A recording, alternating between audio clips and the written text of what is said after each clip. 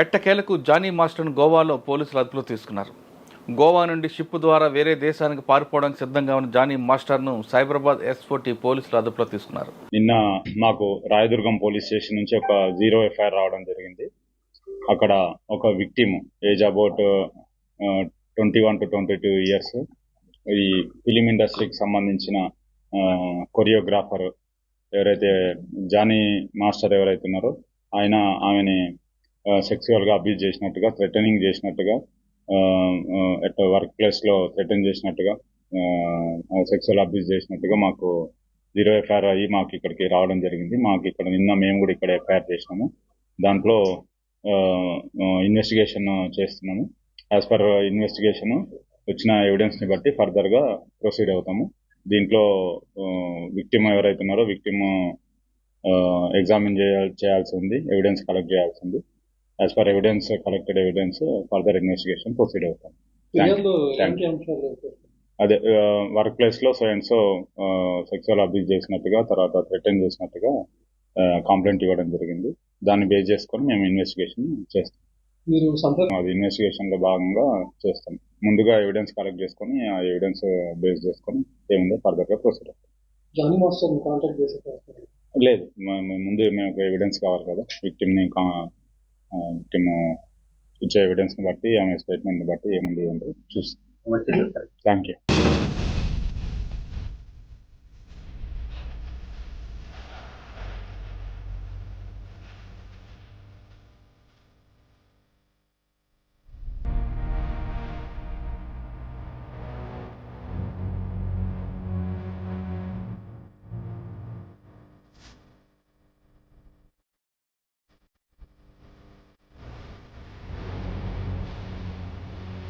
ఇప్పుడు ఈ కేసు బాంబేకి వస్తుందా, నార్సింగ్కి చూస్తారా? Welcome to I dream. ఎట్టకేలకు జానీ మాస్టర్ను గోవాలో పోలీసులు అదుపులో తీసుకున్నారు. గోవా నుండి షిప్ ద్వారా వేరే దేశానికి పారిపోవడానికి సిద్ధంగా ఉన్న జానీ మాస్టర్ను సైబరాబాద్ S40 పోలీసులు అదుపులో తీసుకున్నారు. అక్కడే ఉన్న గోవాలో కోర్టులో హాజరుపరిచి తిరిగి సైబరాబాద్ తీసుకొస్తున్నారు. ఇక్కడ ఉప్పరపల్లి కోర్టులో అతనికి హాజరుపరిచే అవకాశం కనిపిస్తుంది. కానీ ఈ కేసు చూస్తుంటే రకరకాలుగా మరుపులు తిరిగే అవకాశం కనిపిస్తుంది. జానీ మాస్టర్ అరెస్ట్ అయినా ఈ కేసు మాత్రం ఒక సీరియల్గా మలిచే అవకాశం కనిపిస్తుంది. ఎందుకంటే రాయదుర్గం పోలీస్ స్టేషన్లో అమ్మాయికి ఫిర్యాదు చేసింది, అది 0 ఎఫ్ఐఆర్ కట్టి ఆ కేసు ఉండింది, ఆ అమ్మాయి ఉంటుంది నార్సింగ్ కాబట్టి నార్సింగ్ పంపించారు. కానీ సంఘటన జరిగింది బొంబాయి కాబట్టి జానీ మాస్టర్ని నార్సింగ్ పోలీసులు విచారణ జరిపి ఈ కేసును బొంబాయి పంపిస్తారా, లేదు ఇక్కడే దర్యాప్తు చేస్తారా అనే అంశాల్ని మనతో మాట్లాడడానికి retired police officer plus advocate doctor Sarveswara Reddy garu ప్రస్తుతం అంటున్నారు. ఆయన అడిగి చాలా క్లారిటీగా తెలుసుకుందాం. సార్ నమస్తే. సార్, ఇప్పుడు ఈ కేసు చూస్తున్నాం, జానీ మాస్టర్ సినిమా ఫీల్డ్లో ఇప్పుడు కొత్తగా కాస్టింగ్ వచ్చే మరి ఈ విధంగా ముందుకు వచ్చింది. జానీ మాస్టర్ తనకి దాదాపు 4 సంవత్సరాల క్రితమే తన అత్యాచారం జరిపారని, జరపడమే కాకుండా తన కెరీర్ ఎదగకుండా కూడా అడ్డుకుంటున్నారని, తనకు లవ్ జిహాదీ చేయమంటున్నారని, అదేవిధంగా జానీ మాస్టర్ భార్య కూడా తన ఇంటి మీద గొడవ పడిందని అమ్మాయి కంప్లైంట్ ఇచ్చింది. ఈ case Rayadurgam police station, Rayadurgam అమ్మాయి ఉంటుంది నార్సింగ్ లిమిట్స్ కాబట్టి 0 ఎఫ్ఐఆర్ ట్రాన్స్ఫర్ చేశారు. ఇదంతా టెక్నికల్గా పర్ఫెక్ట్గా వచ్చింది. కేసు నమోదు అయిన వెంటనే జానీ మాస్టర్ అబ్స్కాండింగ్ అయిపోయారు. కానీ సంఘటన జరిగింది 4 సంవత్సరాల క్రితమే చేశారు కాబట్టి అప్పటికి అమ్మాయి మైనర్ కావున పోక్సో కూడా దీన్ని ఇంప్లిమెంట్ చేశారు. ఒకవైపు కేసు నడుస్తున్న దర్యాప్తు చేస్తున్న పోలీసులు, ఇంకో టీం S40 వాళ్ళందరూ కూడా అతని కోసం తిరిగారనే విషయం చాలా స్పష్టంగా తెలుస్తుంది. అతని కోసం నెల్లూరు, ఢిల్లీ ఇవన్నీ తిరిగారు. కానీ అతను టెక్నికల్గా గోవా వచ్చి, గోవా నుండి షిప్లో పారిపోదాం అనుకున్న టైంలో పోలీసులు అక్కడ వరకు బాగుంది, అక్కడ కోర్టులో హాజరుపరిచారు, అక్కడ ట్రాన్స్లేట్ వారెంట్ మీద తీసుకొస్తున్నారు. పోక్సో కేసు కూడా పెట్టారు, కూడా ఖచ్చితంగా జైలుకి వెళ్లాల్సిందే. కానీ ఇక్కడ 2 విషయాలు మీ దగ్గర కావాల్సి ఉంది. ఎందుకంటే మీరు ఆల్రెడీ అడిషనల్ ఇన్స్పెక్టర్ రిటైర్ అయ్యారు, ప్లస్ అడ్వకేట్గా ఉన్నారు కాబట్టి పోక్సో కేసులో పర్ఫెక్ట్గా కన్విక్షన్ రావాలంటే పోక్సో దర్యాప్తు ఎలాగుంటాయి అంటే ఆల్రెడీ SOP ఉంది. SOP ఉన్న తర్వాత కూడా కొన్ని కేసులు ల్యాప్స్ అవుతుంటాయి కాబట్టి అక్విటల్ కాకుండా ఖచ్చితంగా అతనికి శిక్ష పడాలి ఒకటి. రెండోది, సంఘటన జరిగింది బొంబాయి, ఎఫ్ఐఆర్ అయింది నార్సింగ్ తెలంగాణ. ఈ కేసుని ఇక్కడ లీడ్ చేసుకుంటూ ఇక్కడ ఇన్వెస్టిగేషన్ చేసి బొంబాయి పంపిస్తారా, లేదు అతను అరెస్ట్ చేసుకొచ్చి డైరెక్ట్గా ఎఫ్ఐఆర్తో పాటు ఆయన కూడా పంపిస్తారు అక్కడికి. ఇవన్నీ చాలా ఎందుకంటే కన్ఫ్యూజ్ కనిపిస్తున్నాయి. ఎక్కడ చిన్న లింక్ తగినా అందులో బయటపడే అవకాశం ఉంది. కాబట్టి ఇటువంటి సంఘటనలు ఎక్కపై జరగకుండా ఉండాలని టెక్నికల్గా ఎలా ఏ విధంగా దర్యాప్తు చేయాలి?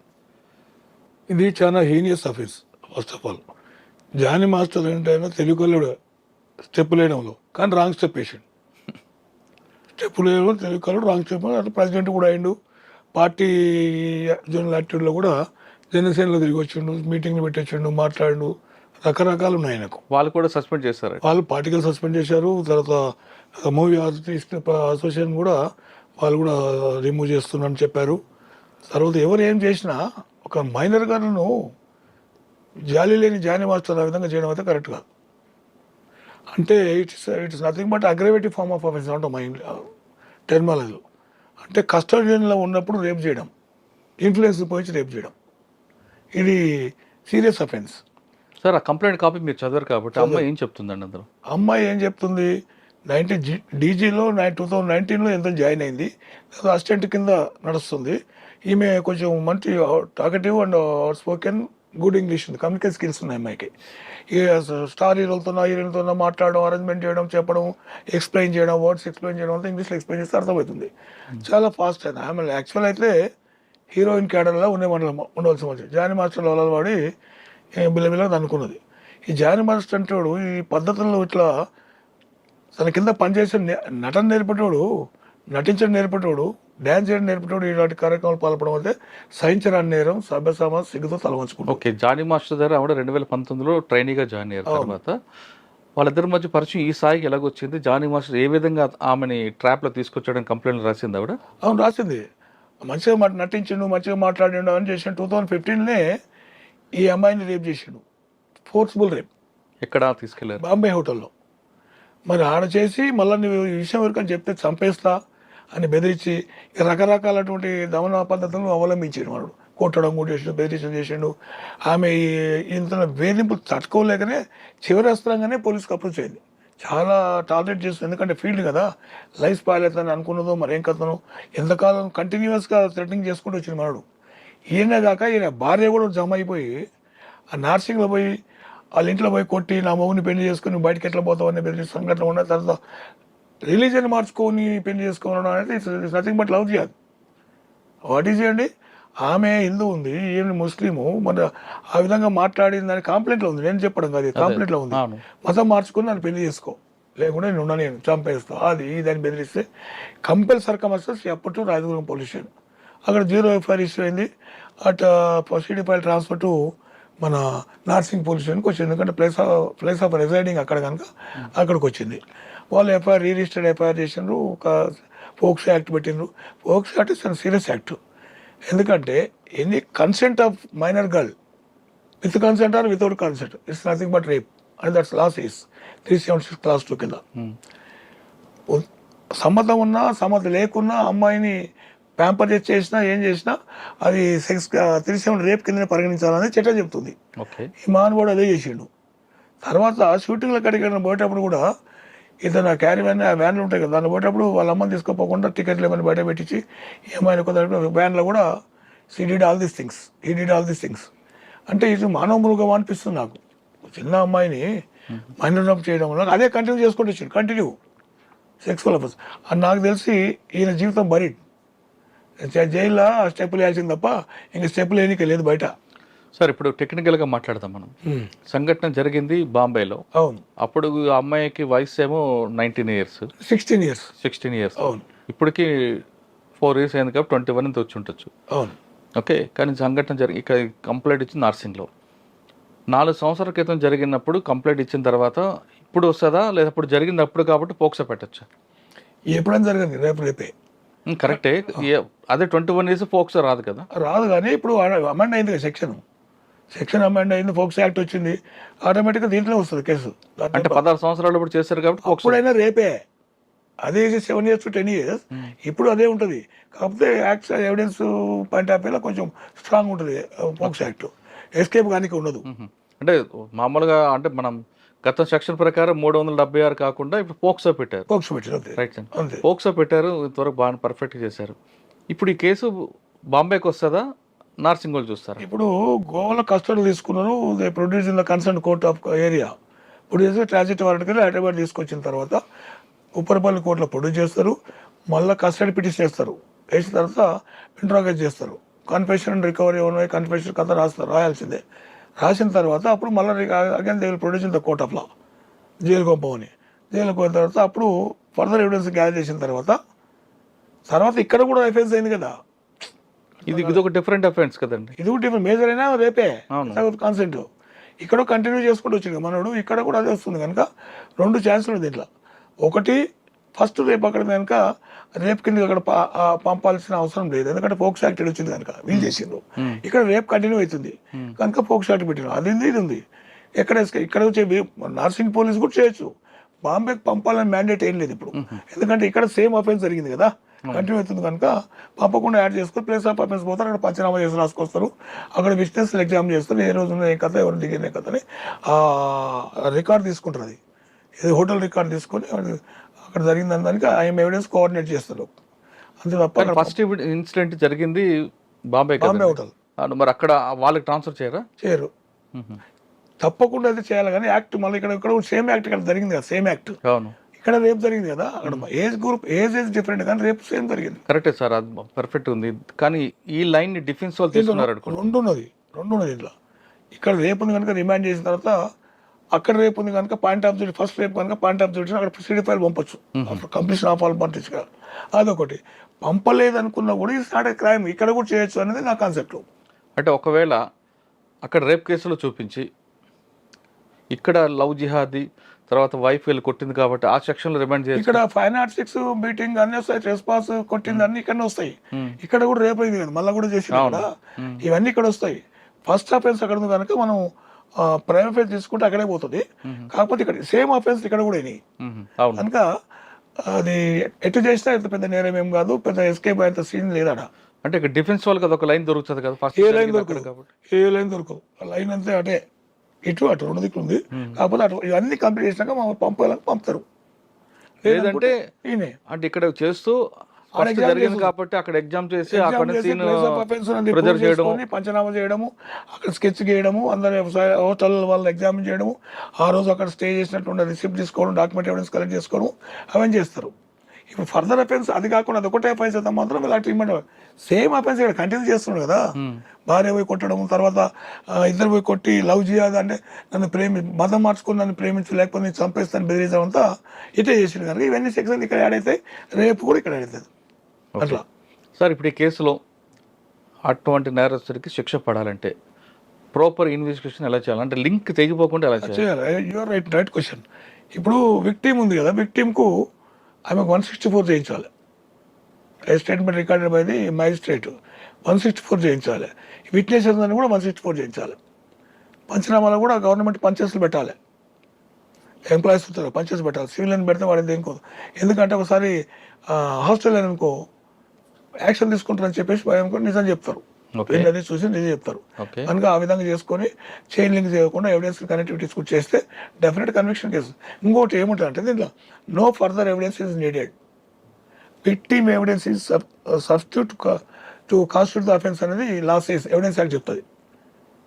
114 అవన్నీ ఉండేది అట్లా, 113 114 ఎవిడెన్స్ అట్లా ఇవి చెప్తాయి. ఎందుకంటే ఒక ఇంట్లో బెదిరించింది ఇంకోరికి ఎట్లా వస్తుంది, 4 గోడల మధ్య వేసింది కనుక ఆమె స్టేట్మెంట్ బిలీవ్ చేయాలనేది లా, మే ప్రెజ్యూమ్ సెల్ఫ్ ప్రెజ్యూమ్ కింద వస్తుంది. అందు గురించి ఆ ఫర్దర్ స్టేట్మెంట్స్ ఒక దొరకవు మనకు, అయినంత మాత్రం కేసు పోతుంది. డెఫినెట్ కన్విక్షన్ కేసు 10 సంవత్సరాలు తక్కువ కాదు, భార్య భర్తలు ఇద్దరు, ఆమె చిన్న కూడా జైలు పోతుంది, ఈయన చిన్నపాలు జైలు పోతాడు. ఓకే సార్, ఇప్పుడు 164 స్టేట్మెంట్ చేస్తుంది ఒకటి సరిపోద్దా, లేదు మెడికల్ ఎవిడెన్స్ కూడా కావాలి? మెడికల్ ఎవిడెన్స్ ఫార్మల్గా ఉంటుంది తప్ప అది ఎవిడెన్స్ మస్ట్. ఆమె విన్నది ఆమె ఎట్లా బాధ పెట్టింది ఇవన్నీ ఉంటాయి కదా.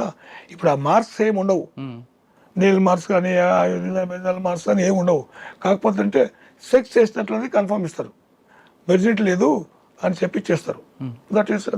కరెక్టే సార్. ఆ మెడికల్ రిపోర్ట్లో కూడా అంటే రేప్ వల్ల కాదు లేదా ఇంకొక రకం కూడా వెర్జన్ కాదని కూడా ఇచ్చారు, డిప్లొమాటిక్ ఇస్తారు కదండి రిపోర్ట్. అట్లా అదేమంటాయంటే మీరు చెప్పేది కొన్ని కేసుల్లో ఉంటుంది, అది ఈ కేసు కాదు ఇట్లా, ఇది ఓన్లీ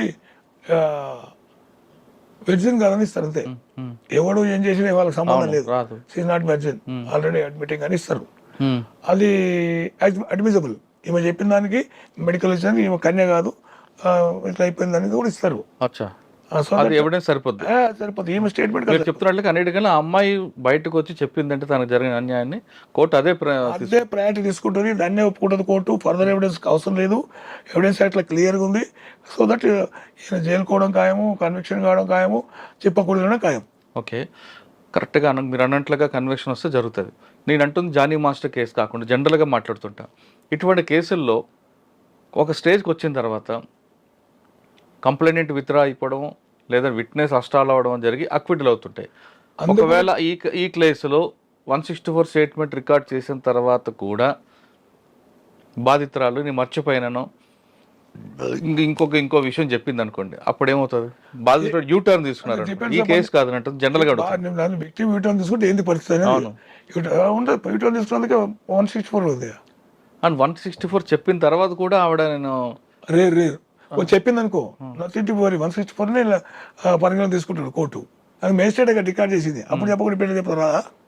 అవును సార్, కానీ కొన్ని కేసుల్లో నాకు అంటే ఎక్యూజర్ పార్టీ విక్టిమ్ పార్టీ రెండు కలిసిపోయారు అనుకోండి, అప్పుడు కలిసిపోయినప్పుడు డిపెండ్స్ అపాన్ ది కోర్టు ఒక ఉంటుందా? ఎవరైనా మనం ప్రిడిక్ట్ చేయలేము. ఎందుకంటే 164 ప్రకారం అయితే మాత్రం డెఫినెట్ కన్విక్షన్. ఇంకేమైనా మా బెయిల్ అయితే ఇప్పుడు రాదు, అవును నాకు తెలిసి 1 year లోపల అయితే రాదు. అంటే జైల్లో పెట్టి కూడా, ఎందుకంటే ఫోర్స్ను ఉపయోగించి అనుకున్న స్కిల్ ఉపయోగించి అమ్మాయి జీవితాన్ని మొత్తం పాడు చేశాడు. అమ్మాయి ఎక్కడ బతుకుదు అని పోయి వేరే ప్రోగ్రామ్ చేద్దామని పోతే కూడా ఆడ కూడా పోయి డిస్టర్బ్ చేశాడు. ఆడపోయి చేతులు వేయడం అబ్సినిటీ ఎక్కువ ఉంది బాగా. అందుకొరకు జానీ మాస్టర్ అనేది ఆయన జైల్లో పర్మనెంట్ ఉంటాడు, బయటకు వచ్చిన కన్విక్షన్ అవుతుంది, భార్య భర్తలు జైల్లో ఉంటారు. కానీ పప్పకూడదు చెప్పకూడదు అనేది తెలిసిందాడ. సార్, ఇటువంటి సంఘటన సినిమా పరిశ్రమలో ఎక్కువగా అప్పుడప్పుడు మాకు కనిపిస్తుంటాయి. అవును, అంటే ఏదో ఇలా కేసు వస్తేనే కనిపిస్తుంది, కానీ సాధారణ జరుగుతుంటాయి.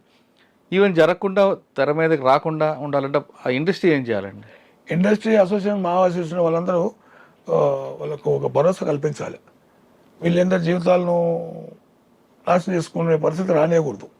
మా అసోసియేషన్ రెస్పాన్సిబిలిటీ. ఎందుకంటే ఇప్పుడు ఎవరో అమ్మాయిలు విలేజ్కి వెళ్ళొచ్చి డ్యాన్స్ నమ్ముకొని వచ్చి బతకడానికి వచ్చినప్పుడు ఇలాంటి పరిస్థితులు చేస్తే ఏంటి యాక్షన్ అని ఇప్పుడు తీసేసి, ఇటువంటి వ్యక్తుల వల్ల మొత్తం ఇండస్ట్రీకి బ్యాడ్ నేమ్ వస్తుంది కదా. చాలా industry, hotel industry bad name వస్తుంది.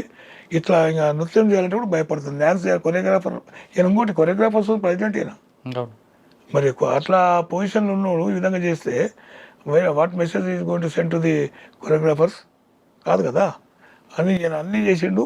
కనుక అసోసియేషన్ కూడా, మా అసోసియేషన్ కూడా చాలా స్ట్రాంగ్గా రెస్పాండ్ కావాలి. రెస్పాండ్ ఆయన పర్మనెంట్గా రిమూవ్ చేసేయాలి. ఆయన మిగతా సినిమాలు ఏవైతున్నాయో ఎక్కడైనా ఆఫర్స్ వస్తే కూడా వీళ్ళకి తెలియకుండా ఏదంటే ఒక ఆర్డర్ పాస్ చేయాలి అసోసియేషన్కి వెళ్ళి. అది చేస్తేనే కొంచెం అమ్మాయి అసోసియేషన్ తీస్తే సినిమాలు రావులేండి. అదే రావు, కానీ మళ్ళీ వీళ్ళు ఏమన్నా మేనేజ్ చేస్తారు. దాంట్లో గ్రూపులు ఉంటాయి కదా, మేనేజ్ చేసినట్టే వీళ్ళు ఒక యూనిటీ ఉండి చేసేసి టర్మ్ యాక్షన్ తీసుకోవాలి, స్టబర్న్ యాక్షన్ తీసుకుంటే సినిమాలు రావు, జీవితం కొలాప్స్. ఒక అమ్మాయి జీవితాన్ని పాడు చేస్తే ఈయన జీవితం, ఈయన భార్య జీవితం అవుతాయనేది రావాలి. 45 years వాడు, అతను 45 years ఏజ్ అయినది. ఈ అమ్మాయి 21 years ఏమో అవసరం. 2 పిల్లలు ఉండరు, ఆయనకు పిల్లలు ఉన్నారు. ఇవన్నీ అనెథికల్ యాటిట్యూడ్ పాల్పడే వ్యక్తి ఎవరైనా సరే, ఏ స్టైల్లో సరే యాక్షన్ మస్ట్ తీసుకోవాల్సింది, తప్పకుండా తీసుకోవాల్సింది. మళ్ళీ ఫైనల్గా చెప్తున్నారు సర్వేశ్వరరెడ్డి గారు, ఈ కేసులో ఖచ్చితంగా పోక్సాలో ఆయన కన్విక్షన్ వస్తుంది, జానీ మాస్టర్ జైలు జీవితకే పరిమితం అవుతారంటూ చాలా క్లియర్గా చెప్తున్నారు. పోక్సో కేసుల్లో కూడా కొన్ని అక్విటల్ వస్తాయి కాబట్టి ఖచ్చితంగా ఒక ప్రాపర్ ఇన్వెస్టిగేషన్ చేస్తూ అమ్మాయిని మెజిస్ట్రేట్ గారి ముందు అమ్మాయి స్టేట్మెంట్ రికార్డ్ చేస్తే ఖచ్చితంగా అంత శిక్ష వస్తుంది. ఎలాంటి సాక్ష్యాలు లేకపోయినా ఒక బాధితురాలు ఇచ్చిన స్టేట్మెంటే ప్రధానంగా సాక్షి ఉంటుంది కాబట్టి ఇందులో ఖచ్చితంగా జానీ మాస్టర్ శిక్ష పడడం ఖాయం అంటూ సర్వేశ్వరరెడ్డి గారు చెప్తున్నారు. ఇది జానీ మాస్టర్ గారు జరిగిన వ్యవహారంపై సర్వేశ్వరరెడ్డి గారి ఇంటర్వ్యూ. వచ్చే వారం మరో ఇష్యూలో మళ్ళీ కలుద్దాం. అంతవరకు నమస్తే. Thank you sir. Thank you very much. నమస్తే.